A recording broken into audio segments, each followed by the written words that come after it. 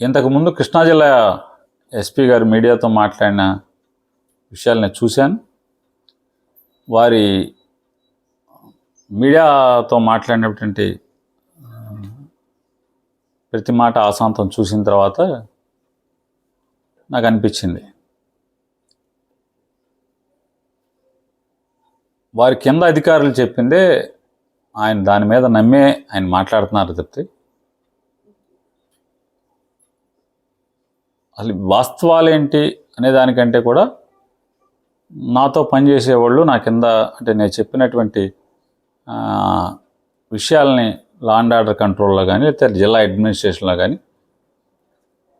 నా కింద పనిచేస్తున్నటువంటి వాళ్ళని గుచ్చి దాంట్లో లోతుగా మరి వెళ్తాం బాగోదనుకున్నారో, వాళ్ళు చెప్పింది నమ్మారా, నమ్మే మాట్లాడారని నాకు అనిపించింది.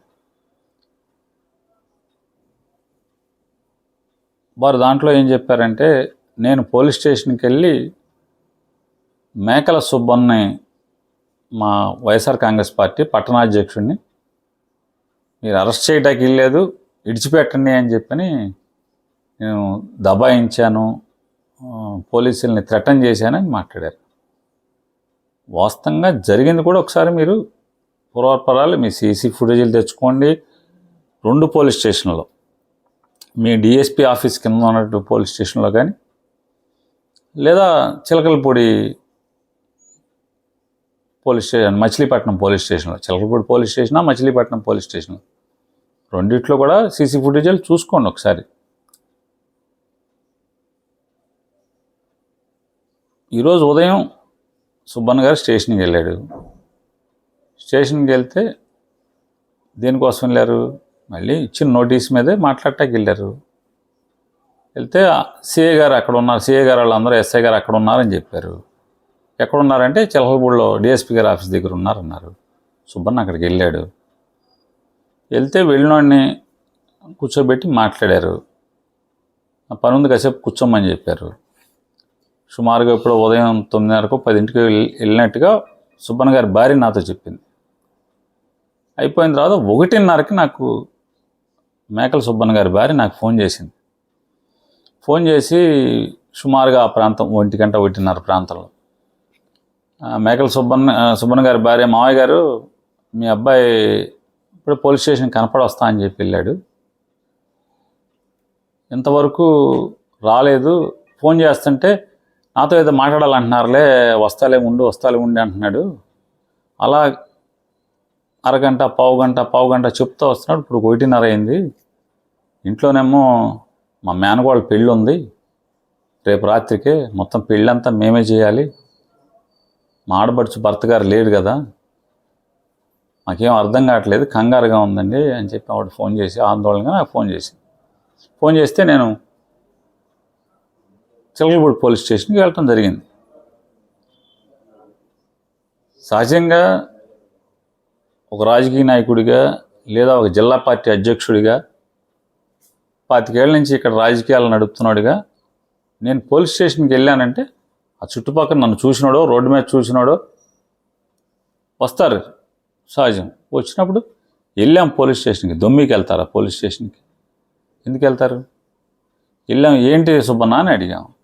అడిగితే తెలియదు బాబాయ్, నేను వచ్చాను కూర్చోమంటున్నారు, కూర్చున్నాను, పొద్దున్నుంచి ఇప్పుడు 1:30 అయిపోయింది, పెళ్ళండి, రేపు రాత్రికి పెళ్ళండి అని చెప్పాను, అయినా సరే కూర్చో అంటున్నారు. అంటే సరే ఏం చెప్పారని చెప్పాను. తెలియదండి అన్నారు. నేను సిఐ గారి దగ్గరికి, చిలకలపూడి సిఐ గారి రూమ్లోనే కూర్చున్నాం.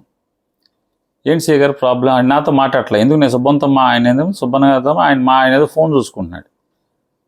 సరే అన్నాక సిఐ గారు ఏంటి, ఎందుకు తీసుకొచ్చారు?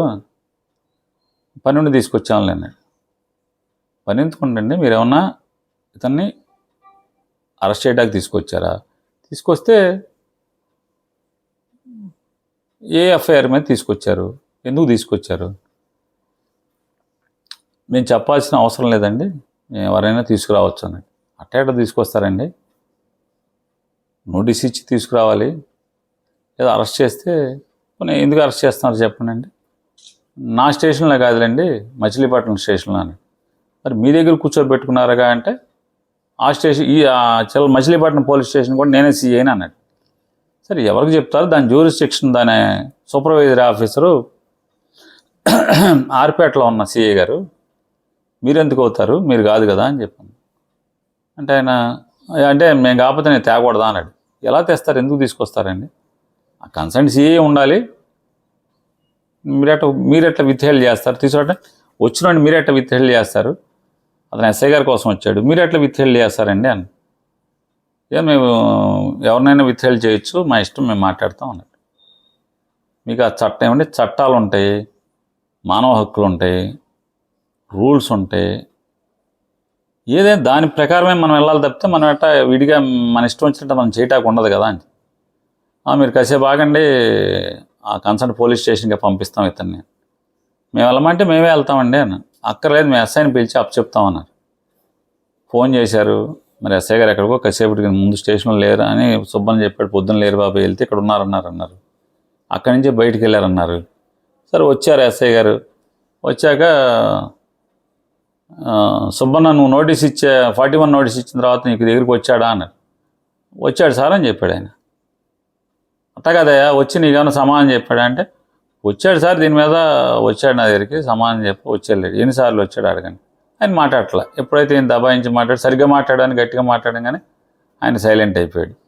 సైలెంట్ అయిపోయాక అక్కడి నుంచి నీ స్టేషన్ తీసుకెళ్ళి కూర్చోబెట్టుకో, సుబ్బన్ని అరెస్ట్ చేసి పంపించు అన్నట్టు. సుబ్బన్న, నేను, మచిలీపట్నం ఎస్ఐ గారు ముగ్గురు నడుచుకుంటా స్టేషన్కి వచ్చాం.